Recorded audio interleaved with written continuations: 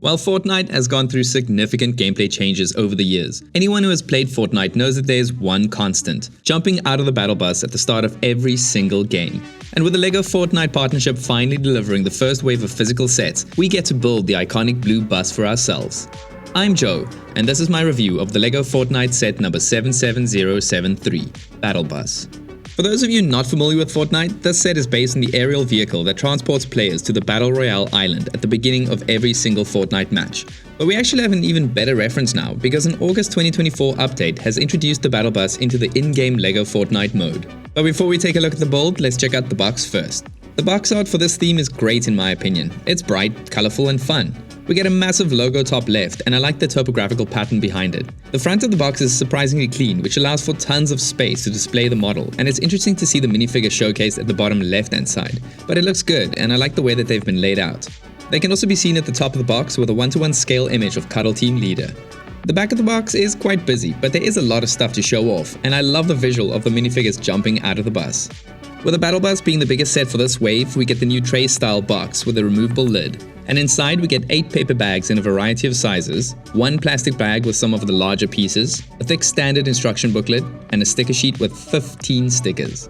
It took me about 2.5 hours to build this set, and it was a pretty easy building experience. Being a Fortnite player, it was awesome assembling a vehicle that I must have ridden a million times, and I kept looking forward to building the next minifigure every time I opened a new bag.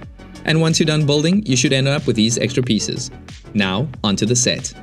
The completed build is made up of 954 pieces and measures over 28 centimeters high, 28 centimeters long, and 13 centimeters wide, and it's meant for ages 10 and up, which feels like the perfect level for this set. This is very much a what you see is what you get kind of set, and what you get honestly makes a few other recent licensed LEGO sets look a little bit sad in my opinion.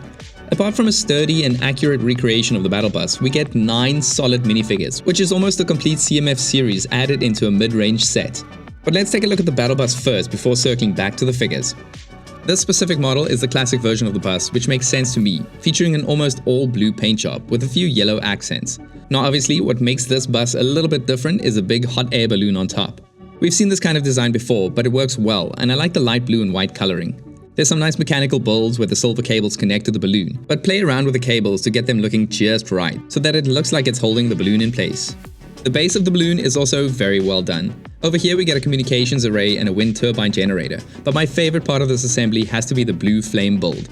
It utilizes the Monkey Kid cloud pieces in trans light blue, along with some round 2x2 bricks in the center to great results.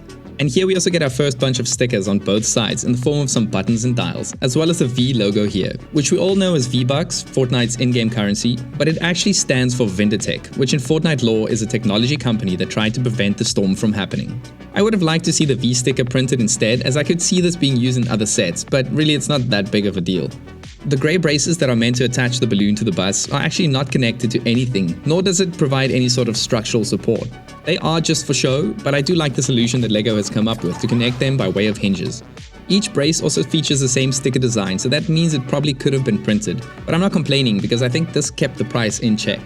And believe it or not, but the roof is connected by only 4 studs, which means the whole balloon attachment can almost be removed a little too easily to give us a better look at the bus, as well as access to the interior. The front of the bus has this very cool looking yellow flex tube running from the grille below to the roof on top. There's also a sticker above the windshield for some extra detail, and the windshield itself is made up of 2 pieces, which was an interesting choice. I must say I love the use of these black paint rollers for the secondary wing mirrors. On one side we also get the Storm logo sticker instead of the stop sign you would usually find on the school bus version of this bus. And for those of you wondering, yes, there is an engine underneath the bonnet. And the sides of the bus look great too.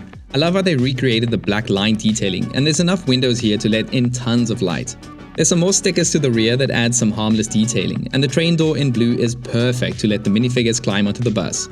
The yellow rims of the wheels stand out very nicely against all of the blue, and the bus can easily be pushed across any flat surface. Unfortunately, the back of the bus doesn't feature the warp engines from Season 4, but it does include the back door where the characters are seen jumping out of in the game. There's a big sticker used here on the door for detail, as well as another Battle Bus sticker above. And along with 2 extra windows, we also get a lot of lights. Taking a look inside, we find 9 green chairs laid out in quite a spacious interior. Now while there is a seat for each minifigure, Mousicles actually can't sit down with his tailpiece. Fortunately, there is enough floor and headspace to have him standing instead. I've never actually seen an in-universe driver for this bus, but to the front we do get a steering wheel, a small printed dial, as well as a console sticker. Now go grab yourselves a cup of coffee or a slurp juice because we're moving on to the figures. And these are quite cool to review and compare because each figure not only has a normal Fortnite skin, but also an in-game LEGO version as well. And I'm going to show you both for comparison. So first, let's start with Trespasser Elite. This figure utilizes only pre-existing parts, which means it's not 100% accurate, but I think it was a good solution. The leg and torso printing is great and flows into each other seamlessly, and I like the little bit of pink on their back. While the shoulder armor isn't quite spiky enough, I do think it looks good, and the printing on the helmet is fantastic. And underneath that helmet we get a single-sided transparent pink head, featuring a floating energy cube print. And for an accessory we get a pickaxe, which is the default tool/weapon in Fortnite. Next up we have Battalion Brawler, which is the common outfit worn by Jonesy, a very well-known member of the Fortnite cast. His legs and torso has some highly detailed printing, probably the most detailed of the bunch, but interestingly enough, the physical LEGO version is missing arm printing. He's also sporting a very yellow hairpiece, and he has two very fitting generic face prints. And like a few other figures in this set, he also comes with a pickaxe. And our third figure is Cuddle Team Leader. I just love how this character looks in-game, and the LEGO version is even better. Her leg and torso printing is excellent, and the white looks surprisingly good on the pink, and I like the straps at the back over that fuzzy pink suit. Unfortunately, this is another figure where the physical version has lost their arm printing, which is a trend in this set, but we do get a brand new oversized dual molded headpiece with some fantastic printing for accurate detailing, and I love the addition of the buttons at the back. Underneath the big mascot head we get two face prints, and the best part is the fact that we get a hairpiece for her as well. Both face prints look great, and that big smile is nice and expressive. And for an accessory, she gets a slurp juice. Next up is the Cube Assassin, our second enemy character of the set. This one is probably my least favorite of the bunch, but even so, the black and purple works so well together, and I like the lighter pink runes and crystals over her body. The lack of arm printing on this figure is also probably the most glaring, as I feel like it leaves off way too much detail. Using the regular black hood piece was a good choice, and we get another transparent dark pink head underneath with some good crystalline printing. And she also gets a slurp juice as an accessory. I do wish we had an alternative small shield potion or something in the set to shake things up. Now we are just over halfway with our fifth figure, and this is Bright Bomber. She's another well-known Fortnite character and basically the key character in LEGO Fortnite.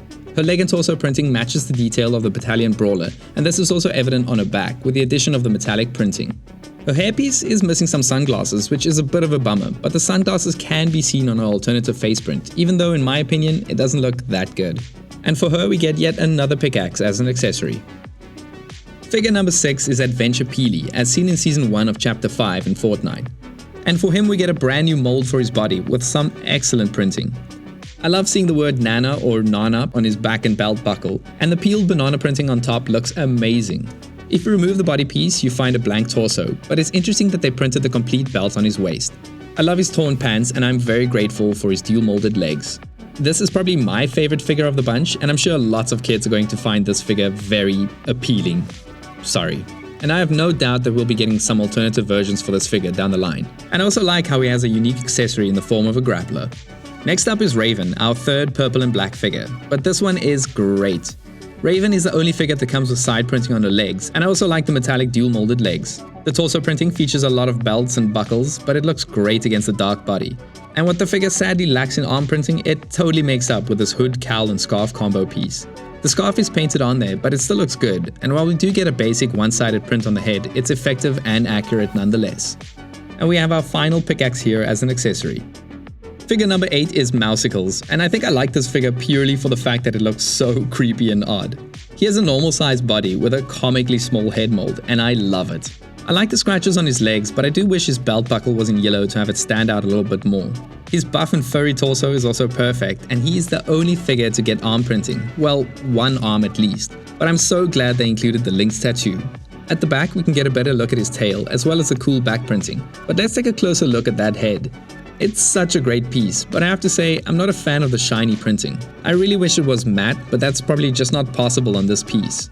The ear printing is also a little bit wonky, but overall it does look good. And he comes with the slap juice bowl for a unique accessory. And finally we end on a very high note with Drift. This is his stage 3 appearance out of his 6 selectable styles, and I'm glad that they went with this one because I love his pink short sleeve jacket. The leg printing is great, and again the white printing quality is very good on the black. I like the white shirt sticking out below the vest, and the detailing on the vest is perfect, especially on the back with that strip running down the middle. But the highlight of this figure, without a doubt, is the dual molded pink hood with mask. The printing on the mask is fantastic, and I love the bits of shiny gold on it. Underneath the helmet, we get a very nice face print with a mask and bandage, but what makes it even better is the inclusion of this amazing mohawk piece that fits this character so well. And finally, we get another grappler here to finish off the accessories. So if you are a Fortnite fan, I would say that this is a must-have set. I honestly can't imagine a better set for this theme. The Battle Bus model is near perfect, save for a lack of printed detail, and the fact that we get 9 figures is amazing.